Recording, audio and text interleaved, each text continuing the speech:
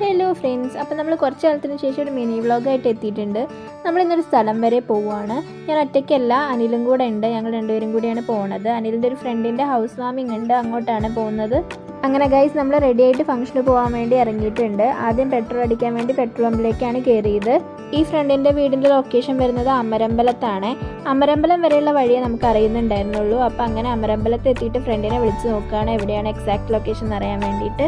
ഞങ്ങൾ ബൈക്കിന് പോകുന്ന സമയത്ത് അത്രയ്ക്ക് ചൂടൊന്നും ഇല്ലായിരുന്നു. ചൂട് എന്താണെന്ന് മനസ്സിലായത് ഞങ്ങൾ ഫംഗ്ഷൻ എത്തിയ സമയത്താണ്. പന്തലിൻ്റെ അടിയിലൊക്കെ നല്ല ചൂടായിരുന്നു കേട്ടോ. അപ്പം ഞങ്ങൾ പന്തലിൽ നിന്ന് ഇങ്ങോട്ട് മാറിയിട്ട് തണലുള്ളൊരു സ്പേസൊക്കെ തപ്പി നടക്കുകയായിരുന്നു. വീടൊക്കെ കണ്ടു, നല്ല വീടാണ്. പിന്നെ ഞങ്ങൾ ഈ ചൂടത്ത് അതൊക്കെ കഴിഞ്ഞിട്ട് ഫുഡ് കഴിച്ചു. നല്ല ചൂട് നെയ്ച്ചോറും ചൂട് കടായും ചൂട് വെള്ളമൊക്കെ ആയിരുന്നു. നല്ല സുഖം ഉണ്ടായിരുന്നു കേട്ടോ അതൊക്കെ കുടിച്ചു കഴിഞ്ഞപ്പോൾ.